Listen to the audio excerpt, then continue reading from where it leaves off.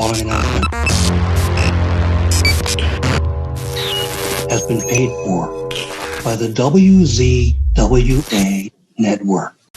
Hello, everybody, and welcome to the WZWA Network, and our review show here of WWE Day 1. I'm your host, Karlifornia, alongside Jooseyboy. What's going on, bro?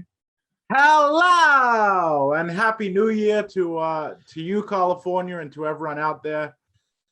First big show of the year of 2022. Interesting show. Some big breaking last-minute changes to the card. Let's get into it. Yeah, bro. It's an interesting situation here. You know, they have having a pay-per-view on New Year's Day. Thankfully is the 2nd of January here, because if it was yesterday, there would have been no review because I would have been too hungover. But what did you think of the idea of a show called Day 1 on January 1st? Well, it's not as though wrestling shows happening on major holidays like New Year's Day or Christmas Day are anything new. They're definitely something that current audiences, certainly current audiences of the WWE product, aren't used to, though. But I think, you know, they packed 13,000 people in there. The crowd seemed really excited and up for most of the show. So I think that could be shown as a sign that, you know, people really enjoy it. Like, it's New Year's Day. Let's start the year off by going out and doing something, having some fun. Good call, bro. Okay, we start the show. I found the intro to the show to be not as annoying as the last one. I think it was Survivor Series. But we get to the first matchup of the show, and how many times, bro? How many times have we seen the Usos versus the New Day? It's when's this feud gonna end? I feel like I've seen that particular matchup, you know, 500 times. I'm sure it actually hasn't been literally that much, but over the years, I think it's been, you know, like dozens and dozens of times. You know, they've gone back to it, and the two teams, you know, they have chemistry together. But you're right, man. It's just at this point, what more can they come up with against each other? Like, they've tried it with the New Day being heel and the Usos being face. They've tried it with the Usos being face and the Usos being heel and the New Days being the baby faces. They've tried it with the Usos coming in as tag team champions. They've tried it with the New Day coming in as tag team champions. What more? Like, what other combination? What more is there new that these two teams can accomplish outside of matches? Yeah. Like, how many different stipulations have there been? They've been in at least one ladder match. At least 3 ladder matches that I can recall against each other. They need some new tag teams, bro. You mentioned this when we were watching it. Like, they do have tag teams, but they need ones that stick around a little while, like these two teams, because fuck, man, it's like I feel like I've seen them wrestle like several times in just the last few years. Yeah, and that's already enough. All right. So, what were your thoughts on Usos New Day 75? I'm giving the match a C-. I thought, as usual, the guys worked really hard. Great athletes. The highlight, really, for me, from an entertainment standpoint, was the near fall, where the attempted Trouble in Paradise was counted into a gnarly-looking super kick. And that is how you do a super kick effectively, by actually using it to win matches and treating it seriously and not doing 50 of them a match. That spot, and B, King Xavier's antics, I do believe they are slowly building dissension between he and Kofi Kingston. He strutted around like he was an actual royal figure, with this unearned sense of entitlement plastered over his face. So that was good. But other than that, it's a C- match. It's was just real run of the mill, really milquetoast. And it's not even that I disliked it. It's just I've seen it all too many times before.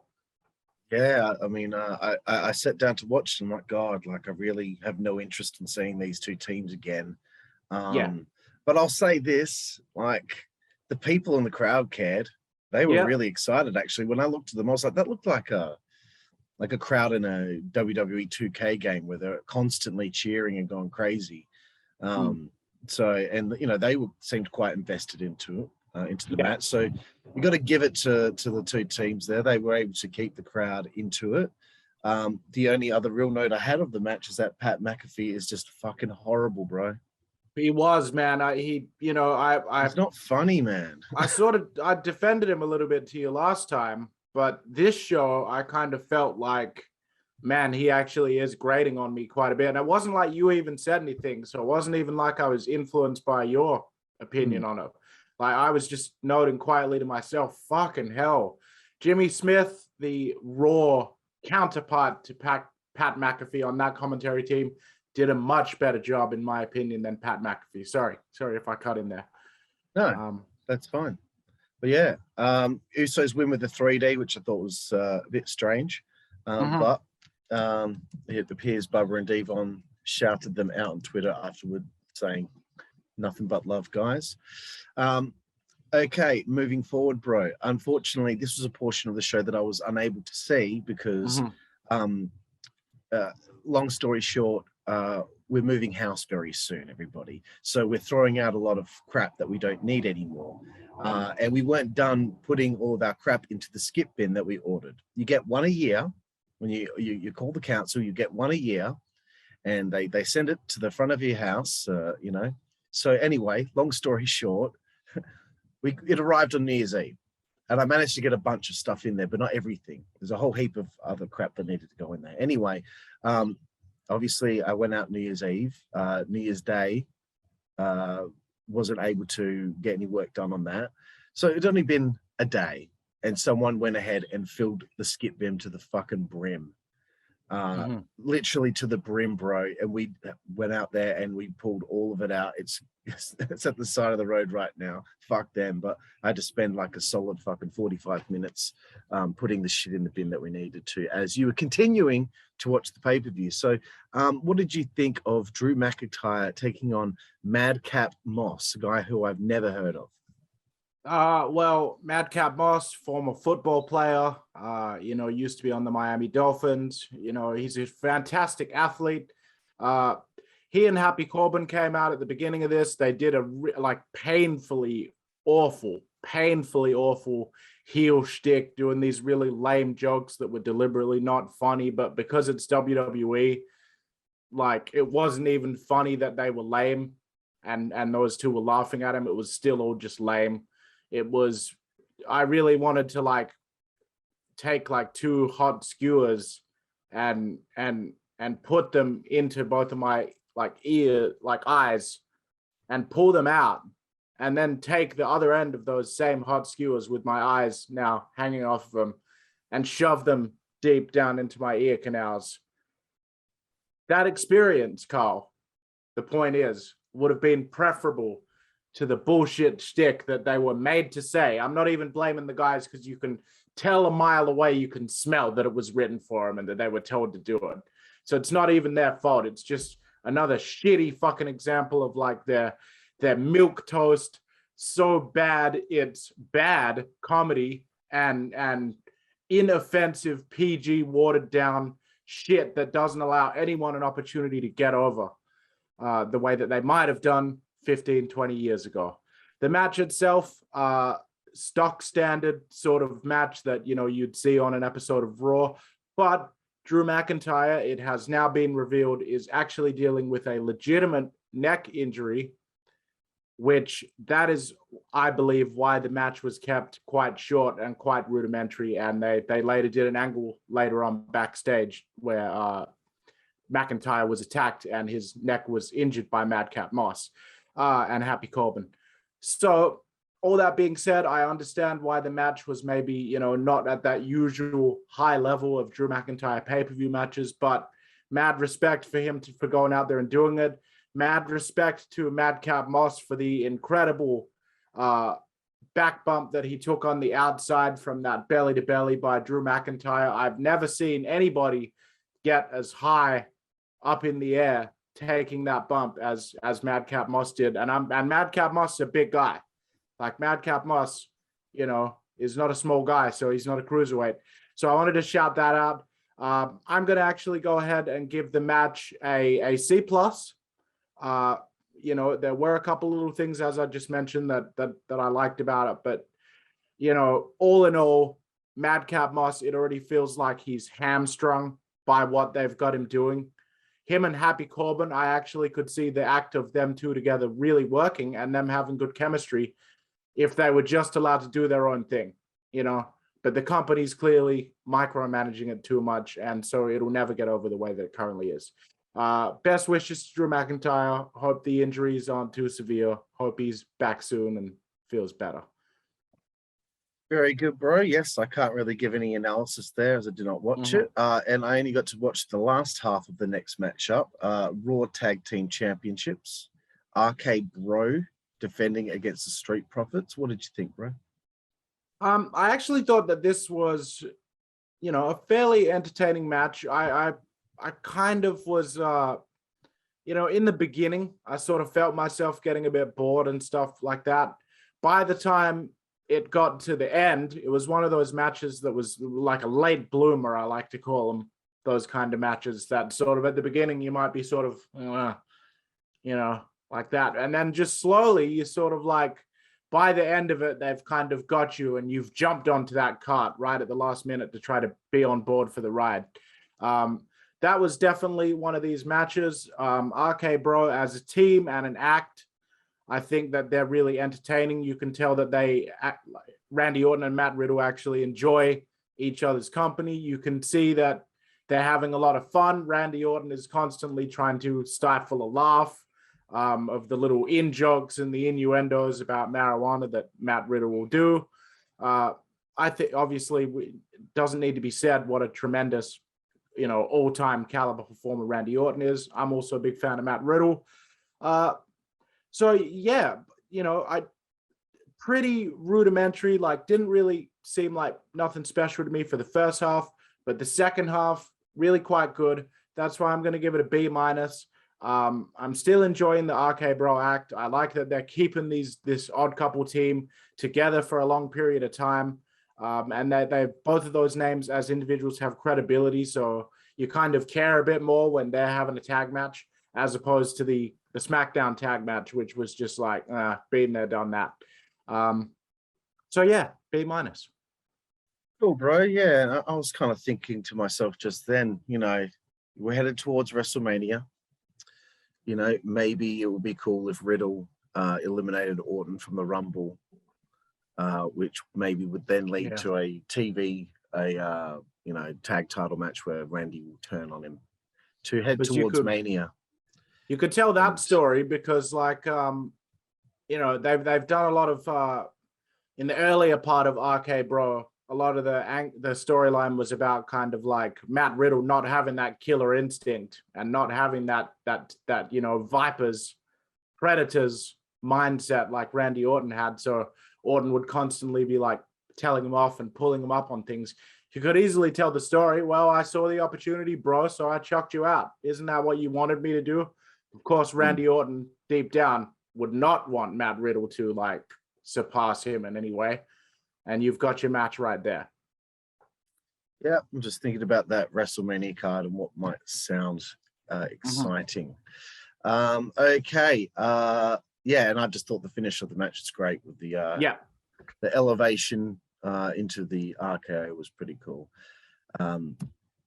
So yeah, after that, Drew does get attacked backstage, and then we get a Brock Lesnar interview. What did you think of Brock, bro? Because I've been quite impressed with his verbal skills. Yeah, despite the fact he hasn't cut promos for a long time. I mean, like, I've always been a big fan of Brock, even when he went through that period where his matches felt kind of lazy and he was just really doing those dominant squash matches. At the time, you think, oh, that's really shit. That sucks. It wasn't, you know, we didn't get to see much of Brock selling or any of the crazy bumps that he takes, you know, that kind of thing.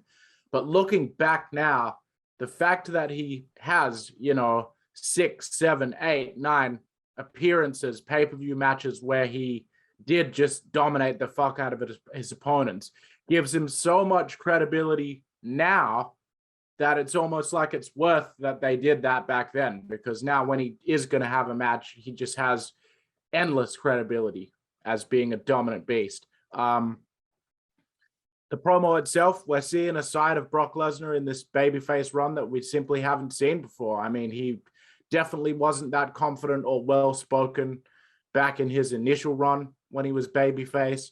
He literally had that horrendous segment with Triple H and John Laurinaitis in 2012 that I actually personally found it pretty funny and I enjoyed it, but it was really received badly by everybody, including the people backstage. So that's when they brought in Paul Heyman. At that point, you think, all right, Brock's amazing as far as in the ring. He can take all these bumps, he can sell, and we know just what a dominant athlete he is. But he has no mic skills, you know, that he needs somebody to do that for him. Paul Heyman does that for him. That's a part of the act, you know.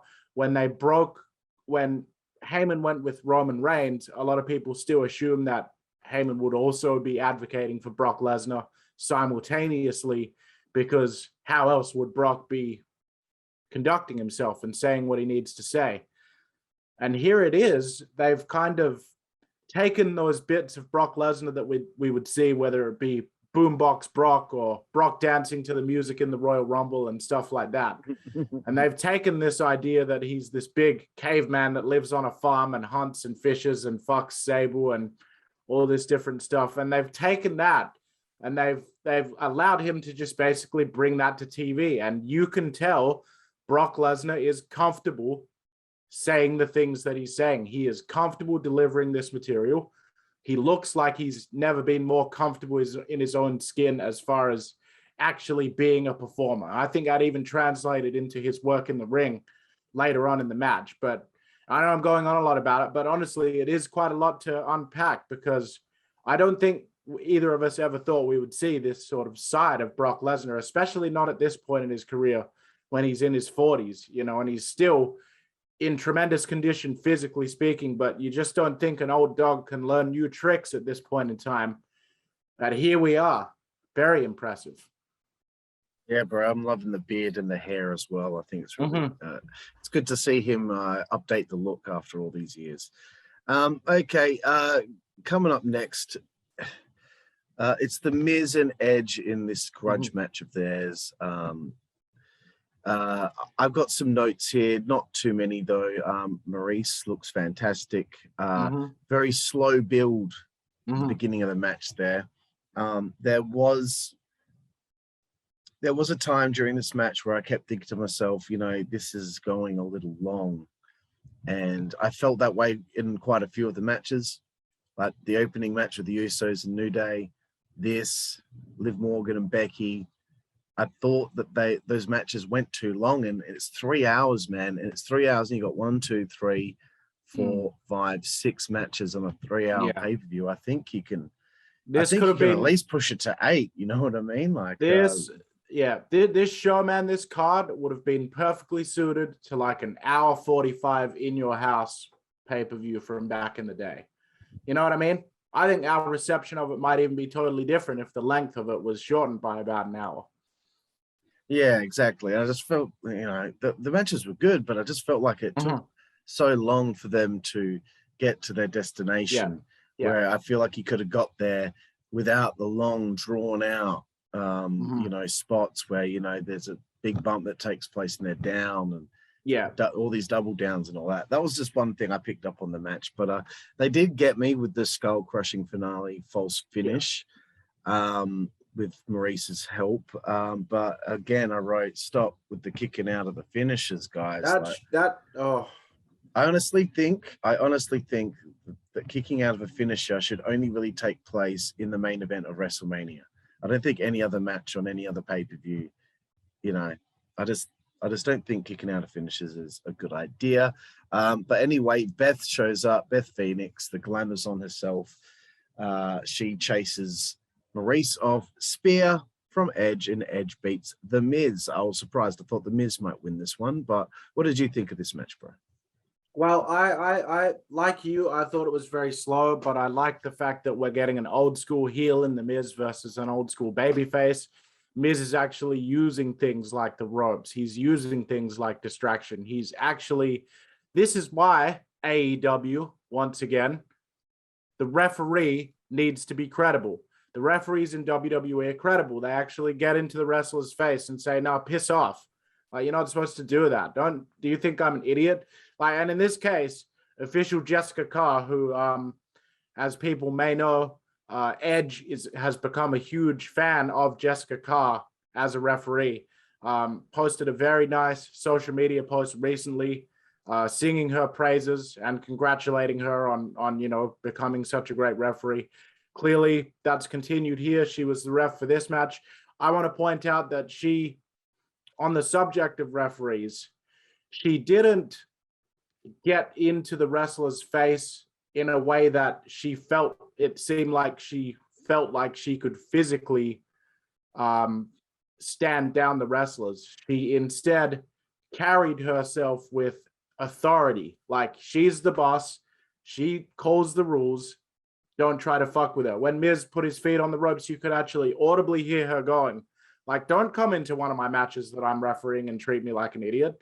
You're not supposed to do that. She had actually got a chant from the crowd, you can't do that, because she had been so emphatic about telling him off. You need that shit. It makes the whole match look more credible and more realistic if the officiating looks credible and more realistic.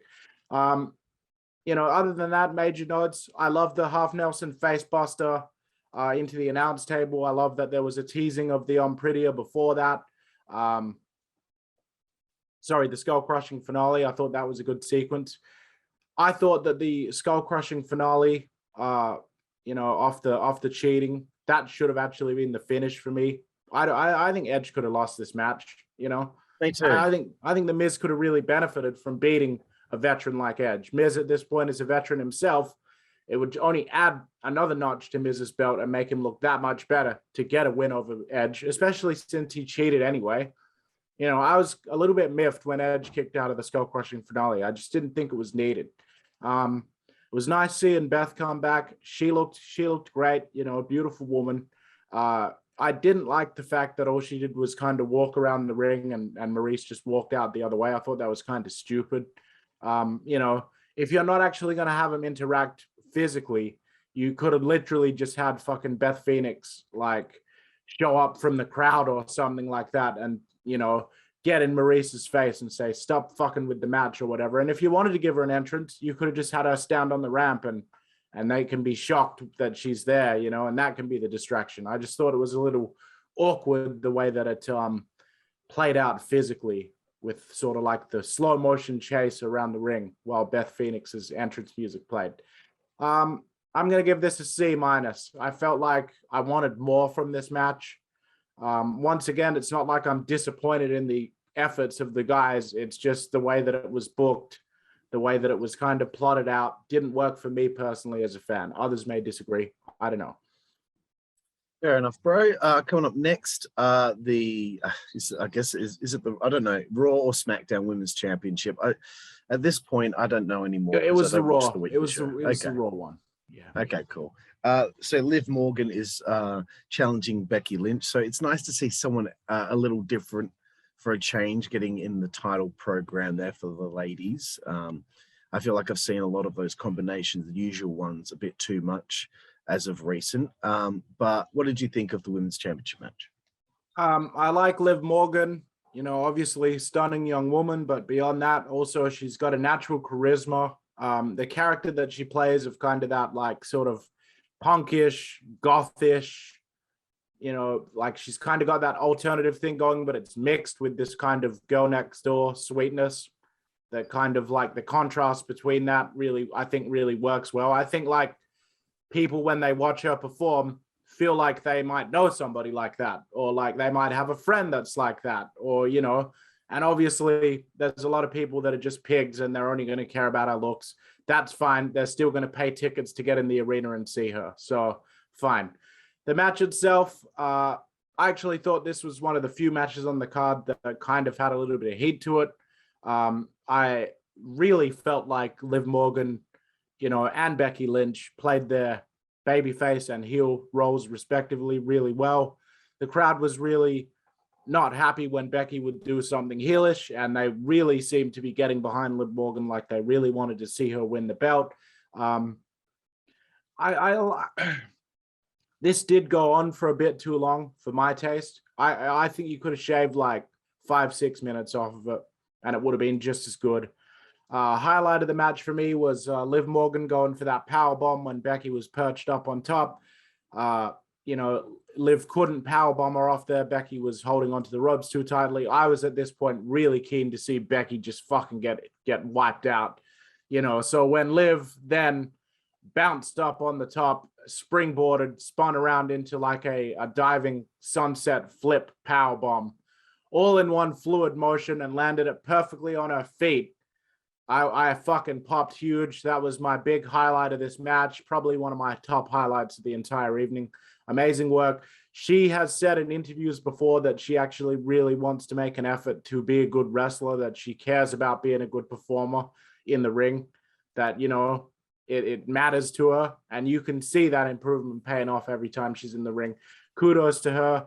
Kudos for Becky for the ring general that she's been able to turn herself into, regardless of what I may think about her character. I'm going to give this one a C+. Excellent, bro. Yeah, I felt like as Becky was coming out, I was like, I really don't care for Becky as a character anymore. I'm really over it. At the beginning, it kind of felt like the two struggled a little bit chemistry-wise, but I think as the match wore on, things got better. But again, I just wrote the matches just go on too long. I know that they ended up losing, Reigns versus Lesnar on this show, so maybe they needed to fill time. But I would have thought that you would have put that match that was on the pre-show on the pay-per-view, maybe, or I don't know. I just feel like the Intercontinental Championship, for example, hasn't been represented on a pay-per-view for a while. Anyway, back to the match. I thought to myself, Liv has improved so much. And yeah, Sunset Flip Powerbomb was sick. The only other thing that bothered me in the match was the referee, her cadence. I don't know her name, but the cadence of her count I felt like was a little bit slow. I understand some referees are different, but for me, when we're getting to those, it was, but it felt like when we get to those false finishes, you kind of need a quicker count for the atmosphere, I suppose, because it's so suspenseful. A bit more of a snap to it, 1, 2, 3. I thought the finish was okay. It kind of came a little bit out of nowhere, that the manhandle slam, and Becky retains the championship. It was what it was. It wasn't amazing, but it wasn't bad either. And I was just happy for Liv Morgan to have that opportunity to show what she's got. Okay, bro, time to get to it. The main event, as we know, it was supposed to be a fatal 4-way. Lesnar gets thrown into the match to make it a fatal 5-way. It was definitely match of the show. By far. I didn't write any notes really for this because I was so invested in watching what was going to happen. Because at least for once, it was a situation where I felt like, okay, I don't know what's going to happen here. I don't know who's going to win this. This is exciting. Lesnar is still the biggest star in the wrestling business. He is still box office. No one can touch him.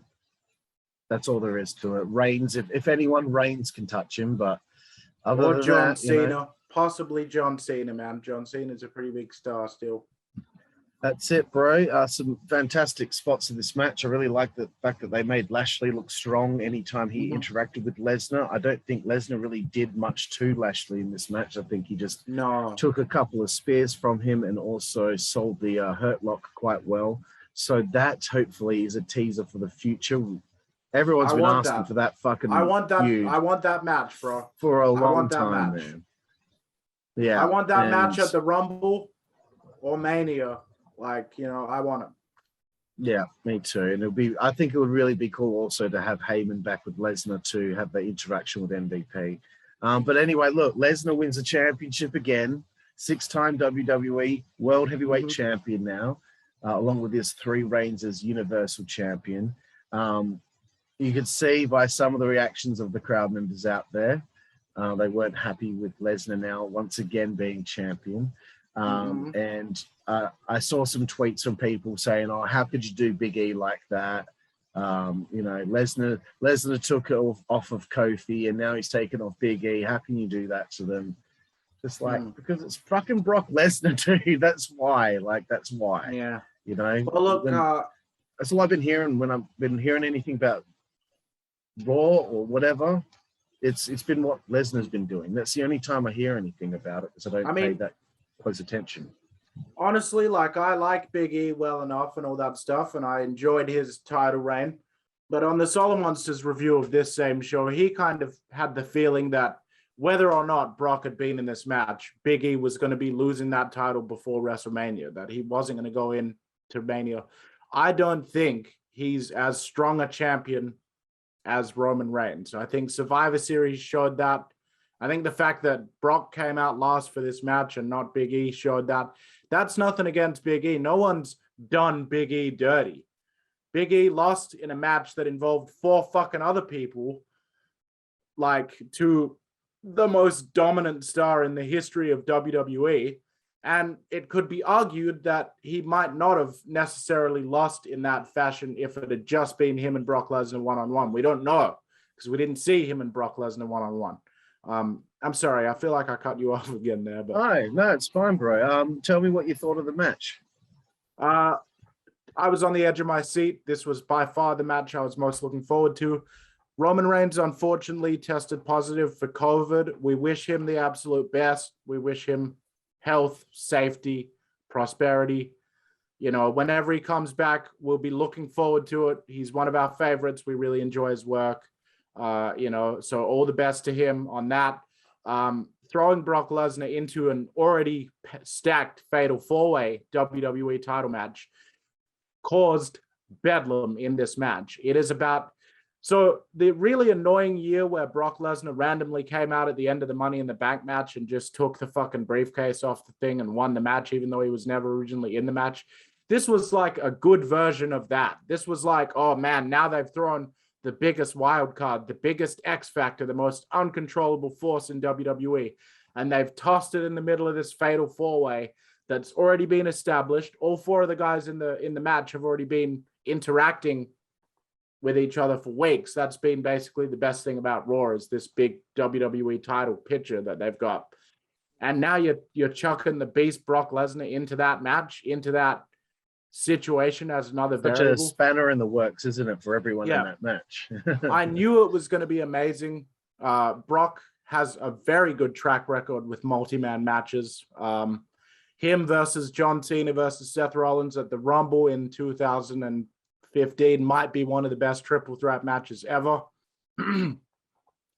He has a real good track record with the multi-man matches. I really think it works for Brock Lesnar's style of selling and his explosive movements, that he can sort of like weave in and out of the action, you know, and other people are kind of... So in saying all that, that's really the Brock part of this match, sort of. That's how I felt about that. The rest of the match, though, I loved that even though Brock's been added to it, it still feels like any of these 5 could win, because you have all 5 of them are fucking former WWE champions. You know, they're all like top guys in the company. They're all well established. They've all accomplished a ton. So any one of them could be smart enough, could have the guts or the brains to, even with Brock Lesnar, still walk out of this thing. You know, Rollins and Owens as the smaller guys, you know, and heels, they worked together throughout the match. I felt like that was a great piece of psychology. I love that they only teased Bobby and Brock a little bit throughout the match. You saw a bit of it, but what you did see looked like it could be amazing. All in all, this match was the unmitigated chaos and insanity that I wanted it to be and expected it to be. I felt like everybody in this match looked great coming out of it. I would love to see Brock Lesnar have a rematch against any or all of the other competitors in the match. I don't think that Brock winning the belt here made anybody else look bad, because I think that Brock, even though he is Brock Lesnar, he still only did just manage to counter the big ending and then hit an F5. And then after someone hits their finish, why wouldn't they go for a cover? You know, it's not like he smashed all the other 4 people in the match into the ground and then won in dominant fashion by stacking them all up on each other, you know, like Roman Reigns did with his opponents at WrestleMania. You know, he was taken to the limit in this match. Everybody in this match was taken to the limit. Like, it, you know, and once again, I really feel like Brock was just firing on all cylinders. But more importantly than that, I really felt like all 5 of the guys went out there with something to prove. And it was an incredible match. I'm giving it an A+.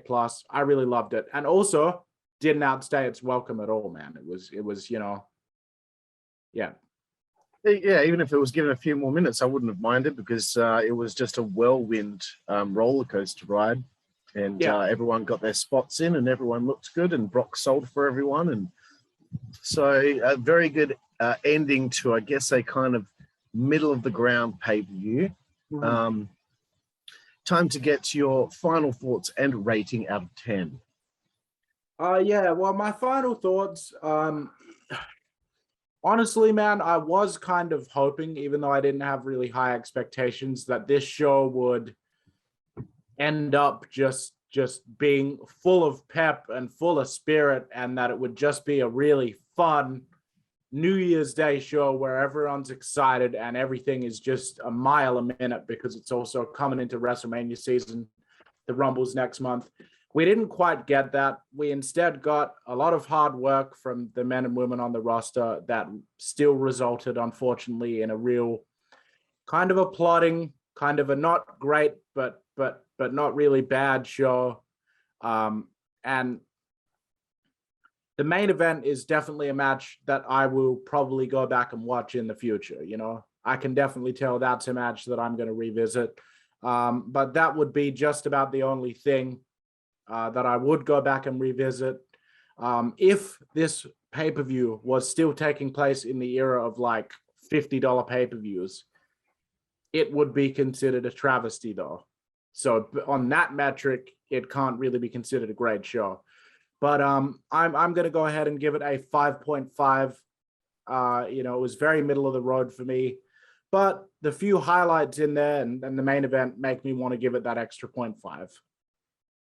Yeah, good call, bro. Now that you say that, I was going to give it a 5, but I'm now going to follow those sentiments with a 5.5. I think the only thing on this show that made me interested to see what's going to happen next was Lesnar winning the championship.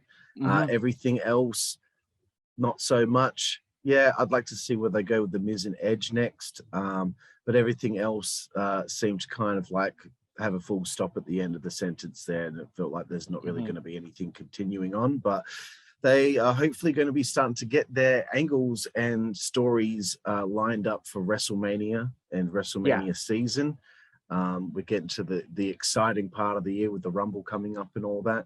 So, yeah, middle of the ground show. But again, it did not upset me. I did not get pissed off. I just felt a little bit bored at certain times because, again, sometimes with the WWE, everything can come across very contrived and very artificial. Yeah, you know, and very fucking milquetoast. Very just glossed over and all very fucking safe and, you know.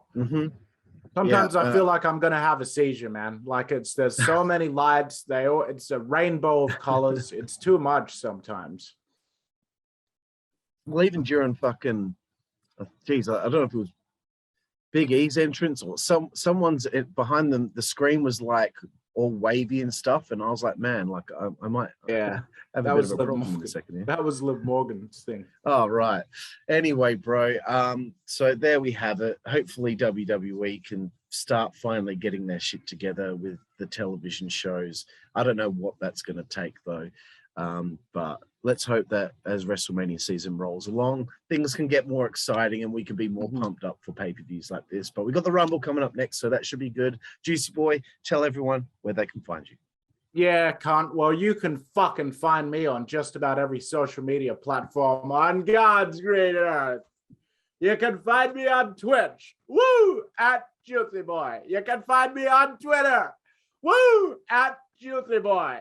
You can find me on Instagram, Facebook, Reddit, just about everywhere. Google at Juicy Boy. And just in case you don't know how to fucking spell that word that you'll be searching into your Google machine to find me on social media is JOOSEYBOY. That's Juicy Boy. And I'll fucking see you on social media. You mug, you absolute mug. And of course, everyone, WZWA Network, you can find us everywhere. You can find us on YouTube, which you're at now, so that's stupid. Find us on Instagram, find us on Twitter, find us on Twitch. We'll be getting back to our Friday streams very soon. You can find us on Tumblr, Pinterest. You can find us on DeviantArt, MySpace, Minds, Mastodon. You can find us on Cameo, even though you can't get anything of us on there. We will have a Patreon soon as well for some exclusive content. And you can find us on Reddit, everything, fucking everything. You can find me on Twitter at Karlifornia WZWA. That's Karlifornia WZWA. And of course, if you go to the Rizon Network on IRC chat, that's Rizon.net. And you go to, and it's spelled RIZON. If you go to the chat room, #wrestling, great bunch of people there, great community to connect with about wrestling. Juicy Boy, thank you very much. Yeah, no worries, fuckface. Yeah, thanks, bro. And thank you all out there for watching the WZWA Network's review show here of WWE Day 1. And we will see you down the road.